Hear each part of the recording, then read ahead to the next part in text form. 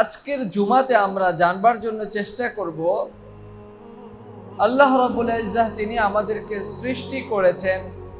সেই সৃষ্টি করার পরে পৃথিবীর মধ্যে আমাদের কি করণীয় এবং পৃথিবীর মধ্যে যে সকল মানুষেরা রয়েছে এই মানুষেরা কি ধরনের সংকটের মুখোমুখি রয়েছে, আপনার দায়িত্ব কতটুকু, আপনি এই উম্মার সংকটের জন্য আপনি নিজে কতটুকু প্রস্তুত সেই সম্পর্কে জানার জন্য আমরা চেষ্টা করব। পৃথিবীতে আল্লাহ সুবহানাহু ওয়া তাআলা হাজার হাজার লক্ষ লক্ষ কোটি কোটি তিনি মাখলুক সৃষ্টি করেছেন। তো তার মধ্যে সবচেয়ে শ্রেষ্ঠ মাখলুক হলো মানুষ।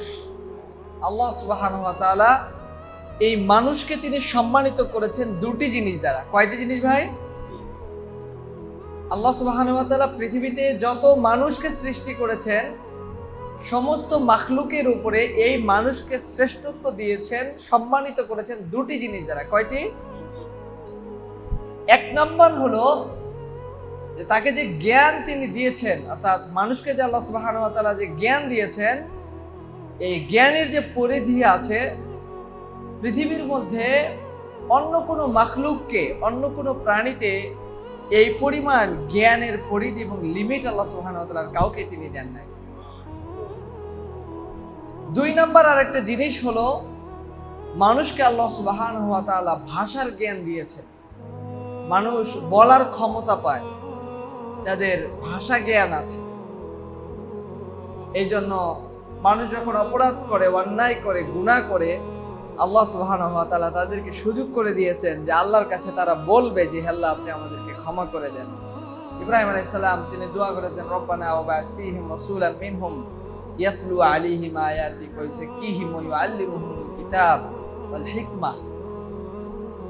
রাসূল পৃথিবীতে আসবার পরে মানুষের কাছে যেভাবে তিনি দাওয়াতগুলো দিয়েছেন, ইব্রাহিম আলাইহিস সালাতু ওয়াস সালাম তিনি দোয়া করেছিলেন যে তার বংশ পরিক্রমার মধ্যে থেকে এমন একজন নবী, এমন একজন ব্যক্তি আসবে যে মানুষের কাছে তেলাওয়াতগুলো শোনাবে, যিনি হিকমতের কথা বলবেন, যিনি কল্যাণের কথা বলবেন, যিনি মানুষকে জান্নাতে যাবার জন্য মানুষকে দ্বীন ও ইসলাম সম্পর্কে জানান দিবেন, তাওহীদের বার্তা মানুষের মাঝে ছড়িয়ে দিবেন।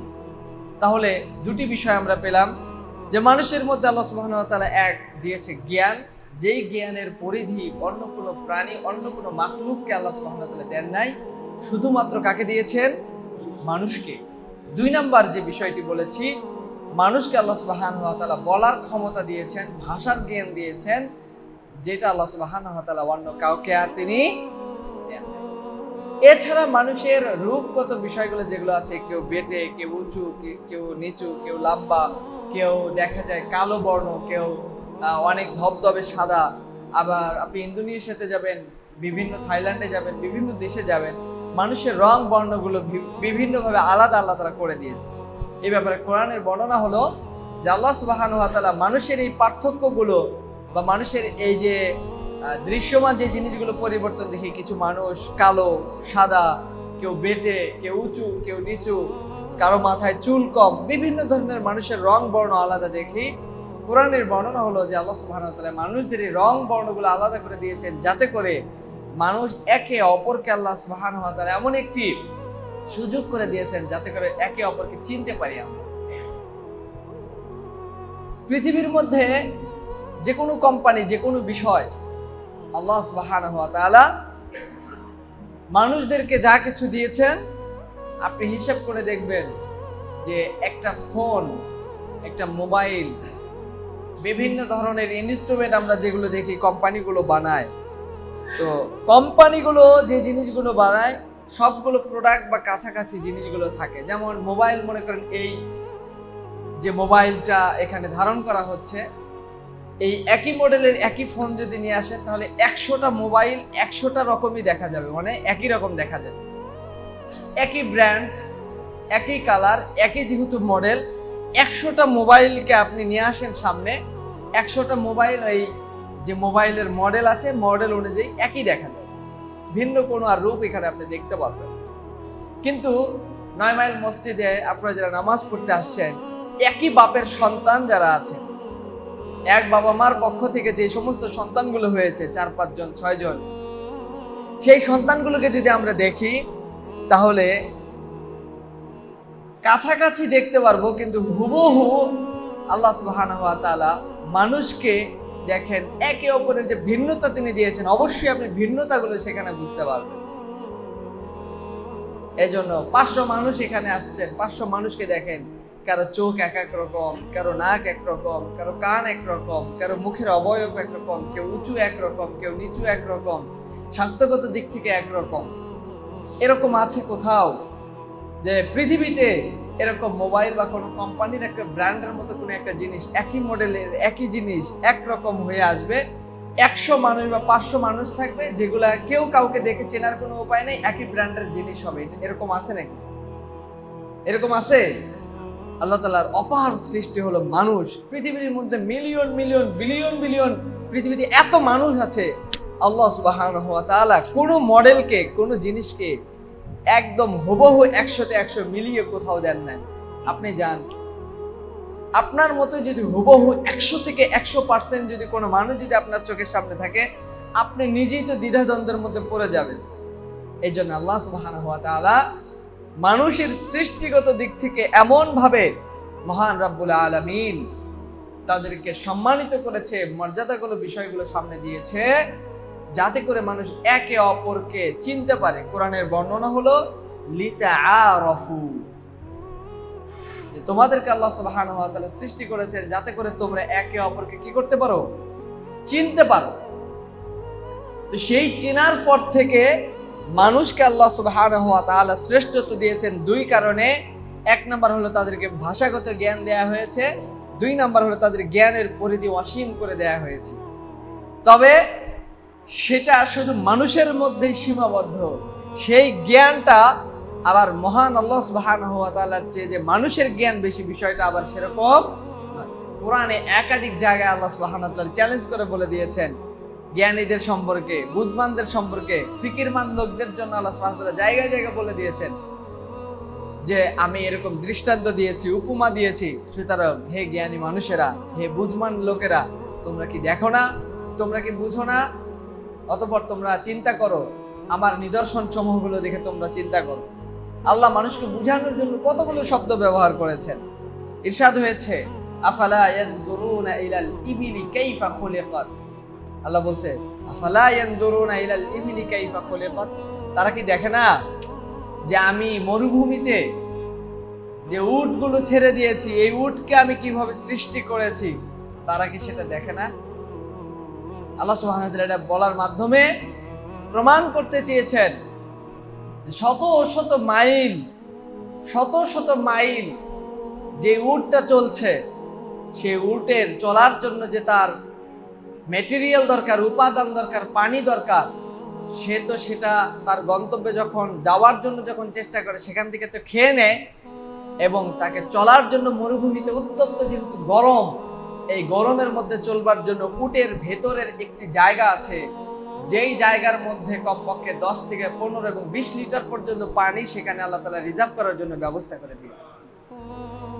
সেই রিজার্ভ ফান্ড থেকে যখন মরুভূমির মধ্যে কোনো উট যখন চলাচল করে, পানির যখন পিপাসা হয়, ওই রিজার্ভ ফান্ড থেকে তখন তার যে পানির চাহিদা রয়েছে, পিপাসা রয়েছে, আস্তে আস্তে সেগুলো সে নিবারণ করতে পারে, যে কারণে সেখানে কোনো জটিলতা বা কোনো সমস্যা তাকে পোহাতে হয় না।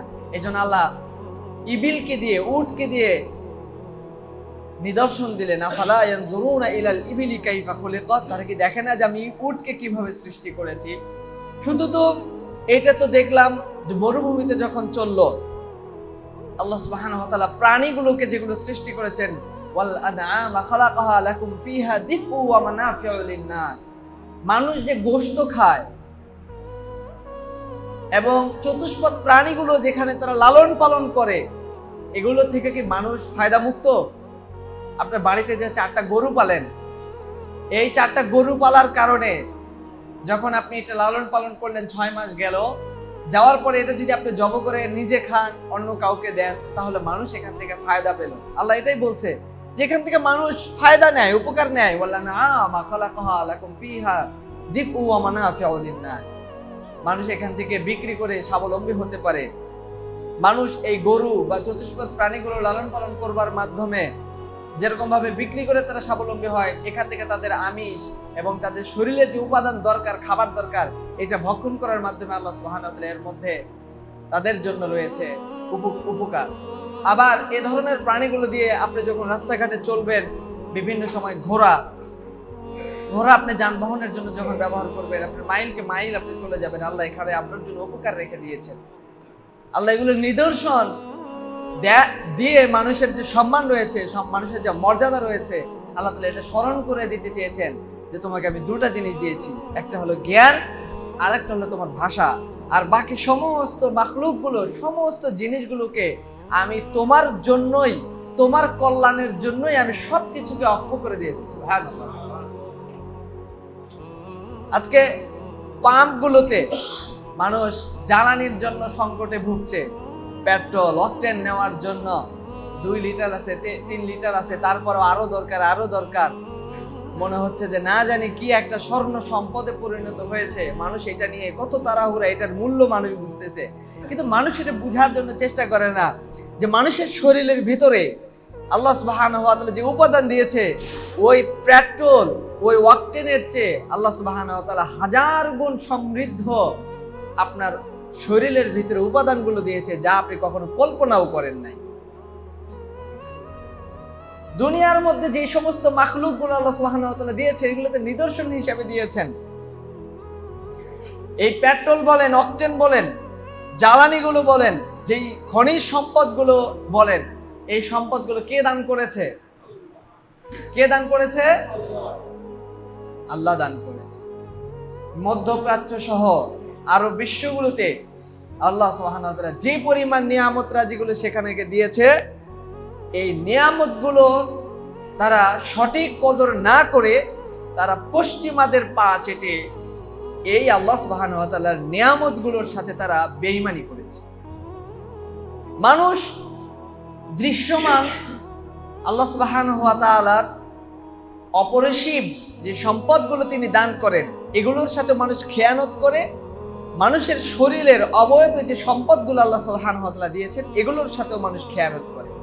মানুষকে চোখ দেয়া হয়েছিল কোরআন পড়ার জন্য, মানুষকে জ্ঞান দেয়া হয়েছিল ইসলামকে বুঝার জন্য, মানুষের শরীরের শক্তি সামর্থ্য যা দেয়া হয়েছিল 5 ওয়াক্ত নামাজ পড়ার জন্য আল্লাহ তাআলা শক্তি সামর্থ্য সবকিছু দিয়েছিলেন। কিন্তু প্রত্যেকটা জায়গায় মানুষ এই হাত দিয়ে ঘুষ খেয়েছে, এখান দিয়ে এমন কিছু লিখেছে যে লেখার মাধ্যমে একটা অবৈধ, অশালীন এবং হারাম বিষয়কে সাব্যস্ত করার জন্য তার হাত দিয়ে যে সাইন হয়েছে, অনৈতিক কর্মকাণ্ড এই হাত দিয়ে মানুষ করেছে। চোখ দিয়ে অনৈতিক জিনিস সে দেখেছে, মুখ দিয়ে ফাহিশা কথা সে বলেছে। জ্ঞানের পরিধিগত বিষয়গুলো, কোরআন বোঝার জন্য আল্লাহ তাআলা সায়েন্টিফিক বিষয়গুলো দিয়েছিলেন, এগুলা না বুঝে খারাপ চিন্তাগুলো সবসময় মানুষের বিবেকের মধ্যে লালন করেছে। অন্তরের ইহসাস, অনুভূতি, আবেগ ছিল, যে আবেগটা ইসলামের জন্য, দ্বীনের জন্য হওয়ার কথা ছিল, এই আবেগটা তাকে দুনিয়া এবং শুধু সম্পদ, বাড়ি গাড়ি এই আবেগের সাথে মিশ্রিত করে দিয়েছিল, যে কারণে তার কাছে বাড়ি গাড়ি, টাকা পয়সা, নারী, এগুলো সবসময় তার আবেগের সাথে জড়িত এবং এগুলোই তাকে ভালো লাগার একটা কারণ হয়ে দাঁড়িয়েছিল। অথচ এই বিষয়গুলো আল্লাহ তাআলা তিনি দান করেছিলেন মানুষকে নিয়ামত হিসাবে। উদ্দেশ্য ছিল একটা, সেটা হলো আল্লাহ সুবহানাহু ওয়া তাআলা যে ভাষা জ্ঞান এবং মানুষের মেধা শক্তি দিয়েছিল, একমাত্র প্রভুত্ব হিসেবে স্বীকার করে নিবে কাকে? সেখানে কোনো মানুষের গোলামি করা, মানুষের কোনো গোলামি করা এবং আল্লাহর এই নিয়ামতগুলোর সাথে সমস্ত খনিজ পদার্থ বলেন, মানুষের শরীরের উপাদানগুলো বলেন, দেশের সম্পদ বলেন, এগুলো সম্পদগুলো দান করেছিলেন কে? কয়লা বলেন, পেট্রোলিয়াম বলেন, খনিজ পদার্থ, যতগুলো জিনিসগুলো আছে, আরব বিশ্ব সহ মুসলিমদেরকে আল্লাহ সুবহানাহু ওয়া তাআলা যে সমস্ত সম্পদগুলো তিনি আমাদেরকে দান করেছিলেন, তার 1/3 ভাগও কুফারদেরকে আল্লাহ তাআলা দেন নাই। কিন্তু শুধুমাত্র এই মুসলিমরা শুধুমাত্র পশ্চিমাদের গোলাম হওয়ার কারণে, তাদের নিঃসত্তা, তাওহীদের যে শিক্ষা ছিল, এখান থেকে ভুলে যখন পশ্চিমা কালচারিটি, সংস্কৃতি যখন তাদের কাছে যখন ভালো লাগছে, আল্লাহ সুবহানাহু ওয়া তাআলা এই সমস্ত সম্পদগুলো মালিক বানিয়ে দেওয়ার পরেও তাদের সম্মান এবং মর্যাদা টুডে টুমোরো, আজ হোক কাল হোক এবং ভবিষ্যতে আল্লাহ সুবহানাহু ওয়া তাআলা তাদেরকে ধ্বংস অনিবার্য এবং অপমানিত এবং অপদস্থ করবেন। এটা আল্লাহ তাআলার একটি নিজাম। কারণ আপনাকে শরীর দেয়া হয়েছিল, আপনাকে নিয়ামতরা যেগুলো দেখে দেয়া হয়েছিল এবং বলা হয়েছিল এগুলো দেখো এবং বুঝো এবং ফিকির করো, চিন্তা করো, এবং খনিজ পদার্থ থেকে শুরু করে সকল উপাদানগুলো আল্লাহ সুবহানাহু ওয়া তাআলা মাটির নিচে দিয়েছিলেন, সেখান থেকে মুসলিমদেরকে দান করা হয়েছিল। আর এই মুসলিমরা তাদের দৈহিক, তাদের মানসিক এবং অন্যান্য সুখ সমৃদ্ধি খুঁজবার জন্য পশ্চিমা সংস্কৃতি যখন তাদেরকে একদম মুগ্ধ করেছে, আল্লাহ সুবহানাহু ওয়া তাআলা সময়ের ব্যবধানে তাদের জন্য লাঞ্ছনা এবং অপমাননা তাদের জন্য অপেক্ষমান হিসেবে রেখেছে। প্রিয় ভাইয়েরা আমার, সেই জায়গা থেকে আল্লাহ সুবহানাহু ওয়া তাআলা মুমিনদেরকে সম্মানিত করেন দুটি জিনিস দিয়ে। কয়টি জিনিস দিয়ে? দুটি জিনিস। দলিল, আল্লাহ সুবহানাহু ওয়া তাআলা বলছেন ওয়ালাকাদ কাররামনা বানি আদম। মুফাসসিরিন ইকরাম বলেছেন যে আল্লাহ সুবহানাহু ওয়া তাআলা প্রত্যেকটা মানুষকে সম্মানিত করেন দুটি জিনিস দ্বারা, বিল ইলম ওয়াল আমাল। এক নম্বর হলো মানুষ যখন ইলম অর্জন করে, সেই ইলমটা অর্জন করবার পরে সেই ইলমকে কার্যকর করবার জন্য যখন মানুষ আমলে যখন রূপান্তরিত করে, তখন প্রত্যেকটা মানুষকে, পৃথিবীর সমস্ত মুসলমানদেরকে আল্লাহ সুবহানাহু ওয়া তাআলা সম্মানিত করে। দুটি জিনিস দিয়ে সম্মানিত করে। কয়টি জিনিস? দুটি জিনিস। এক নাম্বার হলো আল ইলম, দুই নাম্বার হলো ওয়াল আমাল। মানুষকে শ্রেষ্ঠত্ব দেয়া হয়েছে দুটি জিনিস দ্বারাই, ইলমের মাধ্যমে এবং আমলের মাধ্যমে। মুসলিম জাতি হিসাবে আমাদের লজ্জার কারণ, মুসলিম জাতি হিসাবে আমাদের অপমাননার কারণ এই দুটি। এক নাম্বার হলো আমরা জীবনে কিছু শিখতে চাই না, জীবনে কিছু জানতে চাই না, অর্থাৎ ইলম এটার সম্পর্কে আমাদের কোনো চাহিদা নাই, বরং ইলমের বিপরীতে আমাদের অর্থ, সম্পদ, বাড়ি গাড়ি, খাবার এবং আমাদের বিলাসী জীবন করবার জন্য যে জিনিসগুলো আছে, ইলমের চেয়ে এই জিনিসগুলোকে আমরা গুরুত্ব বেশি দিয়েছি।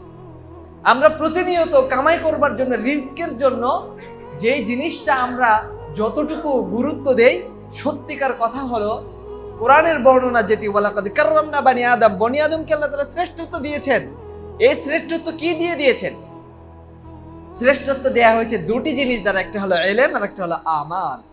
প্রতিনিয়ত মানুষ নিজের বাচ্চার জন্য, নিজের স্ত্রীর জন্য, নিজের পরিবারের জন্য, নিজের সমাজের জন্য, নিজের রাষ্ট্রের জন্য যেখানেই যাই না কেন, প্রতিনিয়ত আমরা যতটা মাশগুল, যতটা ব্যস্ত, সত্যিকার অর্থে আমরা কিন্তু ইলমের জন্য কিন্তু অতটা ব্যস্ত।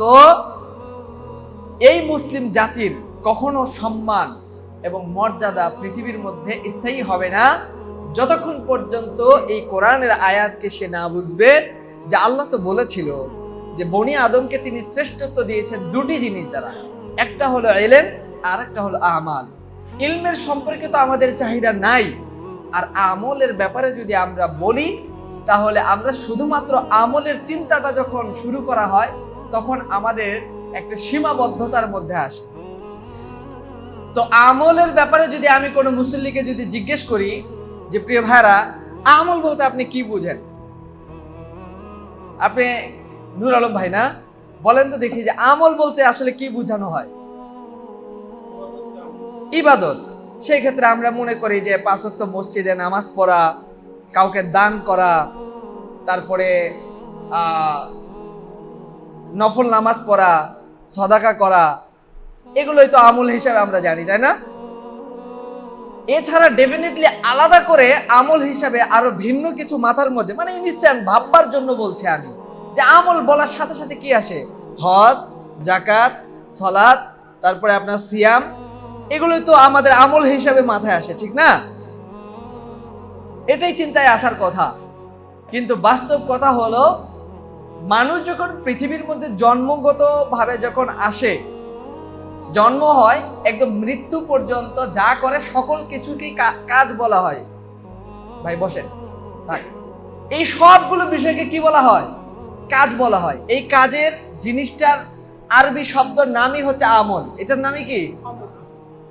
এই জন্য মানুষ যখন আমলের কথা যখন চিন্তা করবে তখন মসজিদের চিন্তা করবে। কি চিন্তা করবে? মসজিদে চিন্তা করবে। আমল বলতে মনে করেন 2 টাকা দান করা বুঝবে, আমল বলতে হজ করা বুঝবে, যাকাত করা বুঝবে। কিন্তু সাধারণভাবে মুসলমানরা যখন চলাফেরা করে সেই ক্ষেত্রে যদি আমি বলি যে কোনো কুফার এবং মুশরিকের সাথে যুদ্ধ করতে হবে এবং তারা যুদ্ধ ঘোষণা করেছে মুসলিমদেরকে নিধন করার জন্য, এই সমাজের মানুষের মস্তিষ্ককে সংকুচিত করা হয়েছে, তাদেরকে যদি বলা হয় যে একজন মুসলিম এবং কুফারের সাথে যুদ্ধ হবে, তাহলে এটাকেও যদি আমি আমল হিসেবে সাব্যস্ত করি আপনারা নিতে পারবেন না। এটা কিন্তু আমাদের প্রথমেই মাথায় আসে নাই যে এটাও কিন্তু আমল না। তো এই জন্য ইসলাম চমৎকারভাবে শিক্ষা দিয়েছে যে আপনি যখন ওয়াশরুমে যাবেন, বাথরুমে যাওয়ার পরে কিভাবে বসবেন, এরপরে আপনার ডাইজেস্ট ক্ষমতাটা আপনি যখন মল ত্যাগ করবেন কিভাবে করবেন, কোন দিকে বসবেন, ইসলাম এতটুকু পর্যন্ত শিক্ষা দান করেছে। কাফেরেরা জিজ্ঞেস করছে সালমান ফারসি রাদিয়াল্লাহু তাআলা আনহুকে যে তোমাদের ইসলামে কি এটাও শিক্ষা দেয়? সালমান ফারসি রাদিয়াল্লাহু তাআলা আনহু বলেছেন যে মানুষের ইবতিদা অর্থাৎ শুরু এবং শেষ থেকে এমন কোনো কার্যক্রম নেই যেই জিনিসটা ইসলাম শিক্ষা দেয় না। এই জন্য রাসূল করিম সাল্লাল্লাহু আলাইহি ওয়াসাল্লাম মুমিনদেরকে শিক্ষা দিয়েছেন স্ত্রীদের সাথে যখন আপনি রাত্রি যাপন করবেন কিভাবে থাকবেন, কোন আচরণ বিধি তাদের সাথে হবে, সকল বিষয়গুলো ইসলাম শিক্ষা দিয়েছে কি দেয়নি? তো এই জন্য ব্যবসা বলেন, যতগুলো ক্ষেত্র বলেন, কোন ক্ষেত্র কোন কাজ ইসলামের আমলের বহির্ভূত কি হতে পারে বা এটা কি হওয়া সম্ভব? সম্ভব না। এই জন্য আমলের চিন্তা করার সাথে সাথে 2 টাকা দান করা আর নামাজ পড়া আর এই যে হজ নামাজ যাকাত এগুলো বুঝে বা চেষ্টা করি। বাকি যতগুলো ক্রাইম হয়, অন্যায় হয়, অপরাধ হয়, এগুলো আমরা ইসলাম থেকে একটু আলাদা করে দেখি, এগুলো হতে পারে বা হয় এই সমাজে, আমরা মেনে নিয়েছি, এটা মেনে নিয়েছি আমরা। কিন্তু ইসলাম বলে খারাপ, অন্যায়, অপরাধ এবং অসামাজিক এই সমস্ত যে কাজ হয় এগুলো আমল, খারাপ আমল। এই জন্য তো মানুষ মৃত্যুর পরে আল্লাহ সুবহানাহু ওয়া তাআলা তাদেরকে যখন জিজ্ঞেস করবেন, কোনো ব্যক্তিকে আল্লাহ এই কথা জিজ্ঞেস করবেন না যে তুমি কি পরিমাণ আমল করছো, এই কথা জিজ্ঞেস করবেন না। কি জিজ্ঞেস করবেন? দলিল। আল্লাহ সুবহানাহু ওয়া তাআলা সূরা মুলকের মধ্যে তিনি বলেছেন আল্লাযী খালাকাল মাউতা ওয়াল হায়াতা লিয়াবলুয়াকুম আইয়ুকুম আহসানু আমালা। আল্লাহ বলেছেন যে পৃথিবীর মধ্যে মানুষ যখন আমল করছে বা ভালো কোনো কাজ করছে বা মন্দ কোনো কাজ করছে, সেই কাজটা কতটা কোয়ালিটিফুল করেছে। কি বলেছে? আচ্ছা, কোয়ালিটি আর পরিমাণ এটা কি একই জিনিস? মনে করেন এই ডেস্কটা কোয়ালিটিফুল আর একটা হলো 10টা, কিন্তু 10টাই মনে করেন ভেন্নার খাম দিয়া বানাইছেন।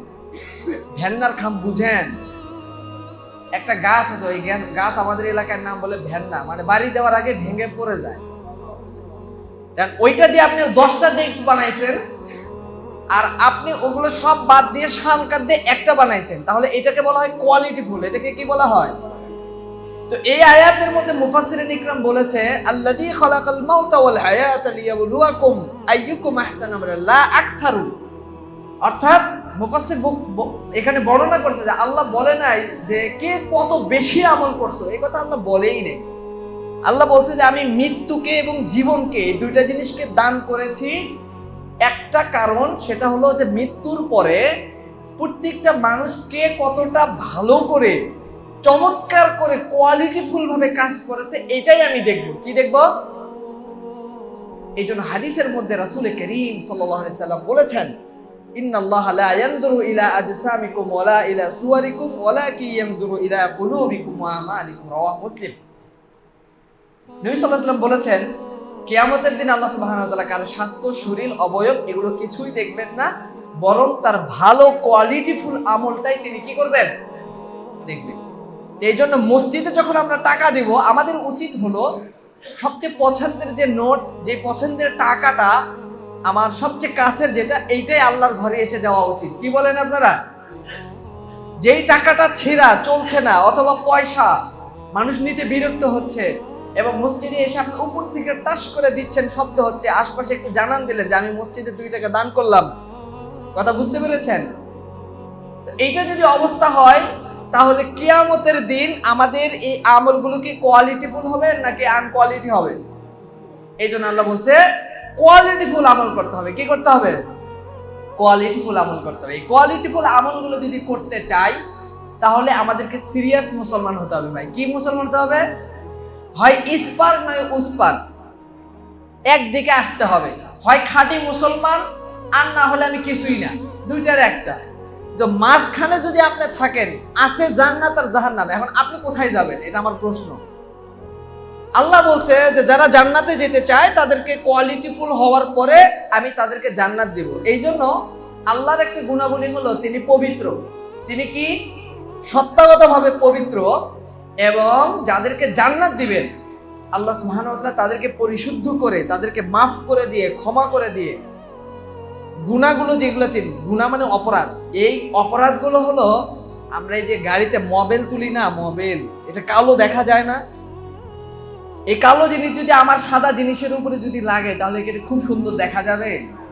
তার মানে হলো দৃষ্টিকটুর যে জিনিসটা খারাপ, এই জিনিসটা যদি আমরা দেখি আর দুর্গন্ধ, তাহলে থাকতে পারবেন না। ইমাম আবু হানিফা রাহিমাহুল্লাহ তিনি বলেছেন, রাস্তার পাশ দিয়ে যখন যাওয়া হয় আর সেখানে যদি কোনো কিছু মৃত থাকে আর সেই গন্ধ যদি কারো নাকে না যায় বা অনুভূতিতে এহসাসে না আসে, তাহলে সেই ব্যক্তি অসুস্থ, সেই ব্যক্তি তাকে ট্রিটমেন্ট করানো উচিত।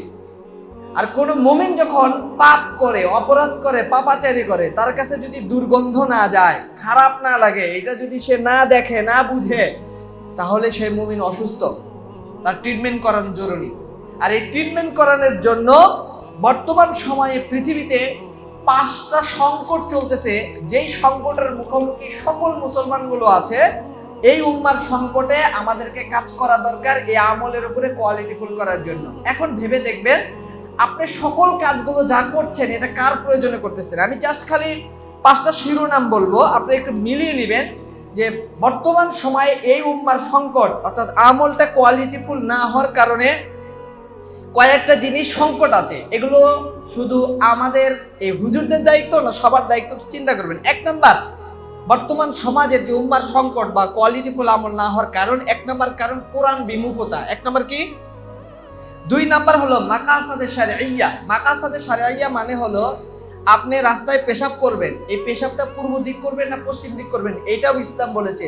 টপ টু বটম সকল জিনিসগুলো ইসলামের আওতাভুক্ত হতে হবে, যা আমরা কিছু মানি আর কিছু মানি না। এই জন্য এই সংকট তৈরি হয়েছে, আমল কোয়ালিটিফুল হচ্ছে না। 2 নাম্বার কারণ। 3 নাম্বার যে আরেকটি কারণ হলো সমাজের মধ্যে নৈতিকতা শূন্য হয়েছে, ম্যানার্সের অভাব, আদর্শগত। 90-এর দশকে মানুষ মহিলা মানুষকে রাস্তায় দেখলে এই মহিলা মানুষদেরকে মনে করেন, যেমন দেখতাম যে মা বোনদেরকে, পুরুষ মানুষ গেলে রাস্তা থেকে নামতে নামতে ক্ষেতের মধ্যে যায় এরকম করে তারা এখানে দাঁড়িয়ে থাকতো। 15-20 হাত চলে যাওয়ার পরে ওই মহিলাকে দেখতাম যে আবার রাস্তায় এটা হাঁটা দিত। আর এখনকার মধ্যে মানুষের মধ্যে যে নৈতিকতা, আচরণবিধি যে দৃশ্যমানগুলো রয়েছে, বেঢঙ্গা, এগুলোর মধ্যে কোনো নৈতিকতা নাই। এগুলোর কারণ প্রযুক্তিগত আধুনিকায়ন, পশ্চিমা সভ্যতা, এই নৈতিকতা হারিয়ে গেছে। 4 নাম্বার, মসজিদের ভিতরে আসার পরে দলাদলি এবং বিভক্তির কারণে মুসলিম উম্মাহের আমলের সংকট তৈরি হয়েছে এবং কোয়ালিটিফুল হচ্ছে না। কেউ উঁচু টুপি পরে, ছোট টুপি পরে, কেউ পাঞ্জাবি পরে, কেউ শার্ট পরে, কেউ হাত এখানে বাঁধে, কেউ বাঁধে না, কেউ নিচে বাঁধে। এগুলো নিয়ে আমরা দলাদলি বিভক্তির কারণে মুসলিম উম্মার যে আমলের দরকার ছিল এটা ভুলেই গেছে। এখন আর আমল মনে করছে যে মসজিদে গেলে গিলাগিলি করা, এটা এখন আমলে রূপান্তরিত হয়ে গেছে। 4 নাম্বার সংকট। 5 নাম্বার হচ্ছে যে এরা ইসলামের বেসিক থিঙ্ক অফ ইসলাম, ইসলামের ন্যূনতম যে গুরুত্বপূর্ণ যে বিষয়টা জানা দরকার তা মানুষ জানে না। এই 5টা কারণে উম্মাহের সংকট তৈরি হয়েছে।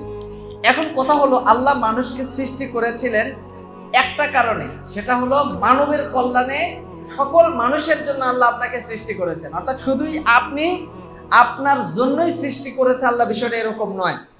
এই জন্য আজকের আপনাদের প্রশ্ন হলো, চিন্তা করে দেখবেন আমি যত কাজ করি এগুলো কি সমস্ত পৃথিবীর মুসলমান বা উম্মার জন্য কাজ করছি, নাকি আমি নিজ প্রয়োজনে কাজ করছি। যেমন যেখানে চাকরি করতেছেন, চাকরি কেন করেন? মাস গেলে 25,000 টাকা বেতন পাই, এই টাকা দিয়ে আমার পরিবার পরিজন, খাওয়া দাওয়া সবকিছু চলে।